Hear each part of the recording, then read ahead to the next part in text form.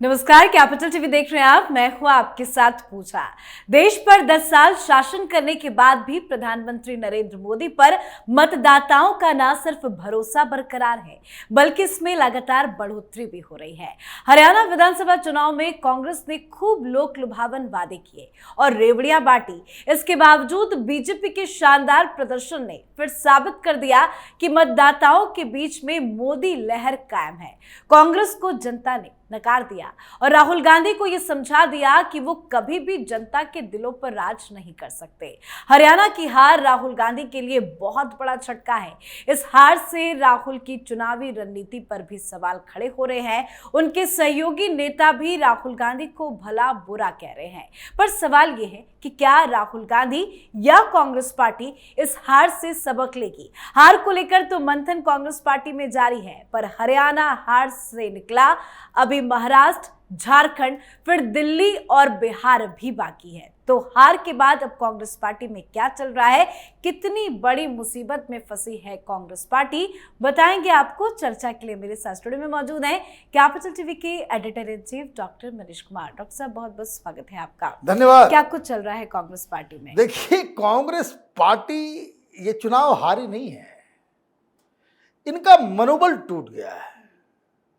मनोबल इस तरीके से टूटा है कि इनके समर्थन में राहुल गांधी का कसीदा पढ़ने वाले तमाम पत्रकार, यूट्यूबर्स, पॉलिटिकल एनालिस्ट, सर्वे करने वाले, वेबसाइट, सारे लोग अभी माफी मांगते हुए नजर आ रहे हैं कि हमसे बहुत बड़ी गलती हो गई, चूक हो गई। क्यों हुआ ये, इसको समझना जरूरी है।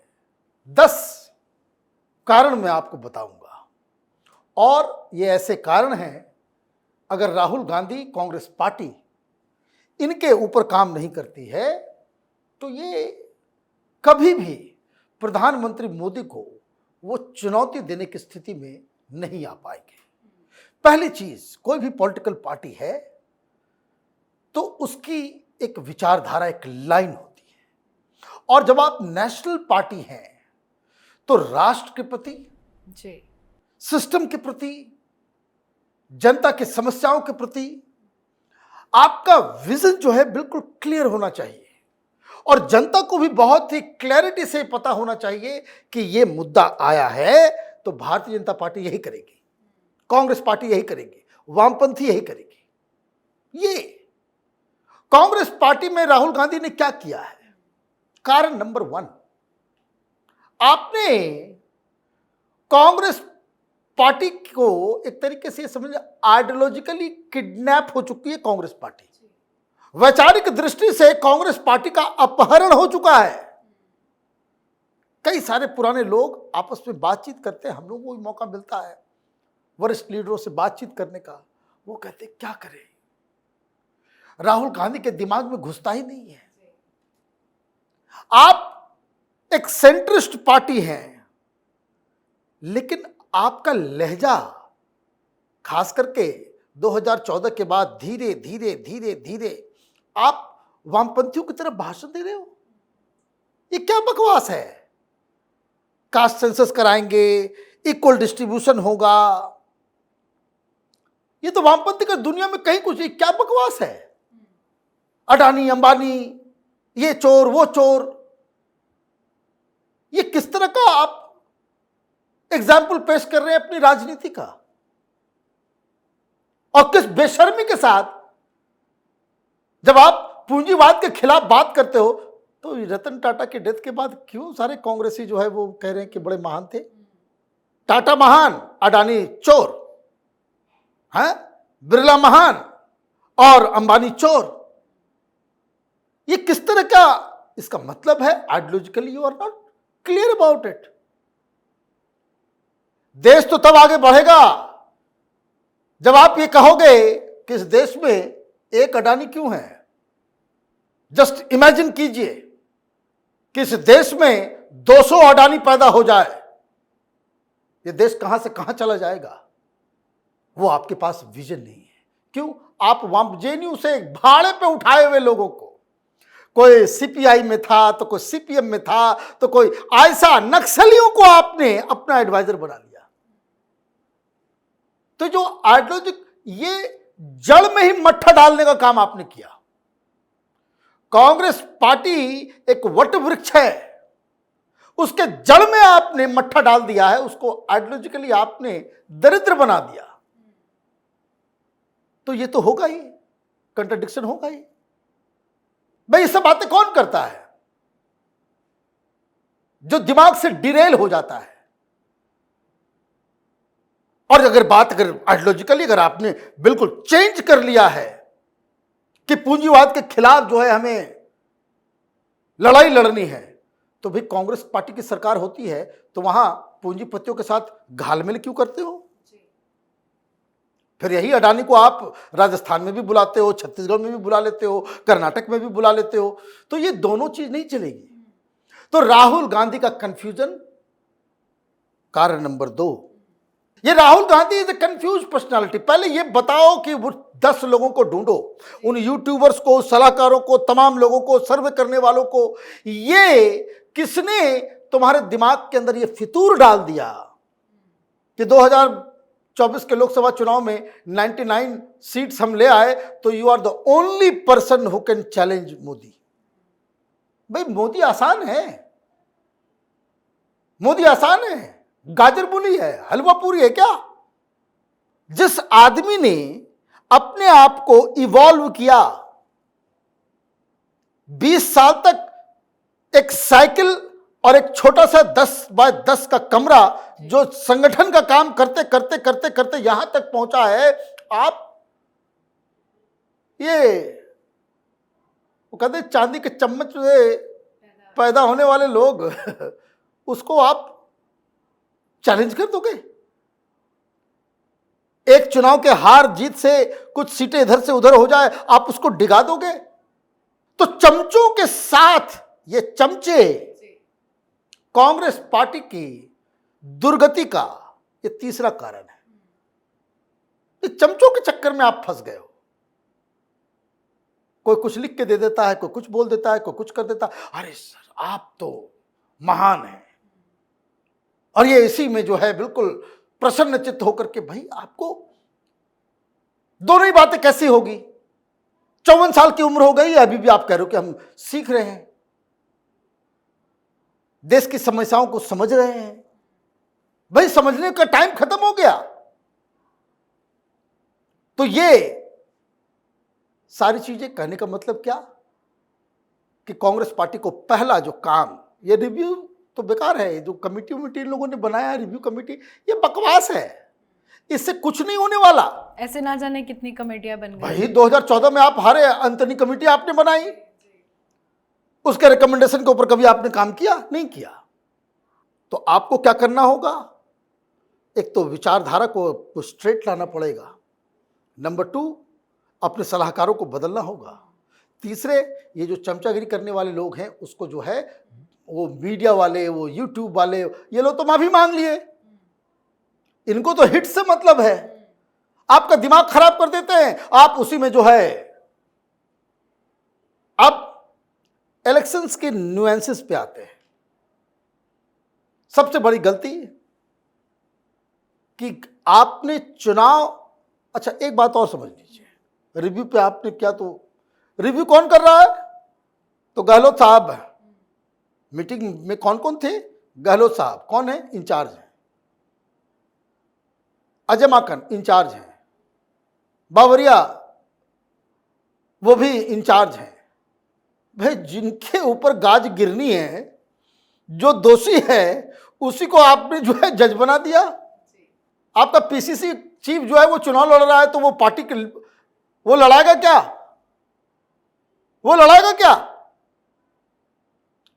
सारे लोग मुख्यमंत्री बनना चाह रहे हैं। तो ये एक दिक्कत, जो संगठनात्मक तरीके से आपको जो अकाउंटेबिलिटी फिक्स करनी चाहिए, वो स्ट्रक्चर नहीं है संगठन में। तो ये भी एक कारण है। पांचवा कारण यह है टिकट डिस्ट्रीब्यूशन। आपने एक आदमी के हाथ में सब कुछ दे दिया। भाई मैं आपको बस एक एग्जाम्पल दे दूं,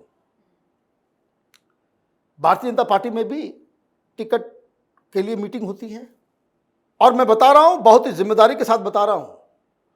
अगर किसी ने पैरवी करके पहुंच गए वो मोदी के पास, प्रधानमंत्री मोदी ने यह भी कह दिया कि ये उम्मीदवार तो ठीक लग रहा है, तो अमित शाह जो है उसका फाइल निकाल करके देखते हैं और बोल देंगे कि नहीं भाई साहब ये ठीक नहीं, ये हार जाएगा। प्रधानमंत्री मोदी के कहने के बावजूद टिकट कटे हैं लोगों के।